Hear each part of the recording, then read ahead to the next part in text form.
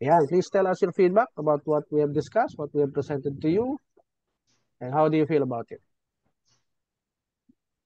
Ano po, sa akin po, ano po, mas na, ano ko po, yung mga, mas nalinawan po ako kung ano yung dapat kong, ano, tulad nga po nung last na sinabi niyo about sa pagplano naming pag-migrate sa ibang bansa, pagpunta sa ibang bansa.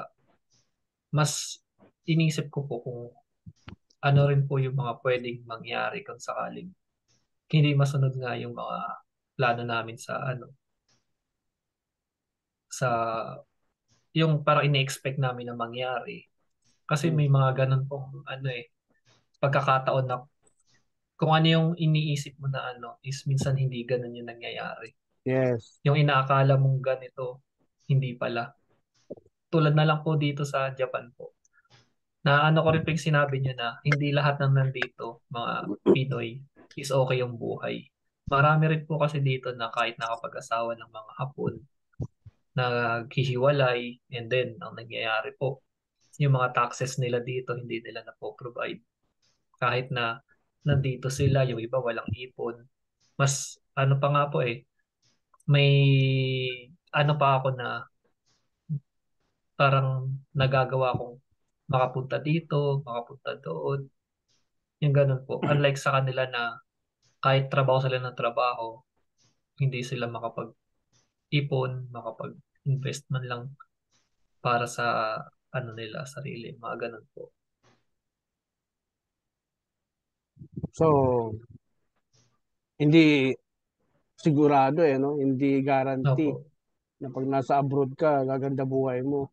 Oh, yes po. So, So, kailangan po talagang ano eh, kailangan po talagang pag-isipan bawat decision eh. pag-aralan, yes. Kaya ito mga tinuro namin sa inyo, our principles, first law, na hindi tayo entitled sa ating opinion, but just learn to apply them in our lives. Ha? Miss Joyce, how about you? Ay po, yung pagkakaroon din po ng mutual decision sa lahat ng bagay. Kailangan lahat pinag-uusapan. Hindi yung feeling mo ikaw yung superior, ikaw na lang yung lagi magde-decide sa lahat ng bagay. Hindi Mm-mm. po dapat pala ganun.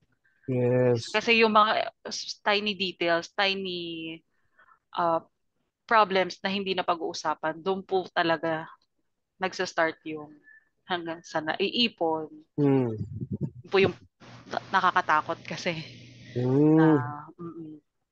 kapag naipon So, ng naipon, yun. Kaya dapat talaga open communication. Kahit na sensitive yung topic, dapat pinag-uusapan. And then come up with one decision lang. yan. Nakatulong ba na malaki sa iyo ang ating session? Yes po. Maliwanagan ang iyong isip? Opo. Opo. Okay, okay. Kailan ang wedding Malaking nyo? malaking bagay. Ay ano po, matagal pa. January 9 po. Sa January Philippines? 9. Opo, Opo, sa sa Philippines po. Baraswine Church po. Ah, Bulacan. Opo. Opo. Sige. Sana ma-invite nyo kami. Sige po. Sabay, sabay ganun. So we wish you the best in life. Just align your thoughts, words, and actions into one, and God will surely dwell in your marriage para matulungan kayo magdesisyon ng tama. No? Kailangan nyo ipagdasal din yan. Pagka nakukonfuse na kayo, then that's time you need God's direction. Yes Okay? po. Lord, Yes po. ano po ba ang aming gagawin? Nalilito po kami sa aming choices. Please tulungan niyo po kami. Pray together, seek His help, because He only acts when we ask. Okay? He only respond when we ask for His guidance. Hindi yan kusang binibigay. And we need to activate that. Okay? Okay po. Okay po. Okay po. Thank you and have a blessed Sunday to both of you. Thank you po. Thank you po. Maraming And salamat po. may God Sorry. bless you. May tanong po pala ako. Ay, kala po namin parang full day. Hindi naman po. Hindi naman siya whole day. Magiging whole day siya pagka may group class na mga Okay. nag-a-apply sa marriage license. Kaya ini-encourage namin umattend din sa hapon, pero sa 21 pa Hmm. yun.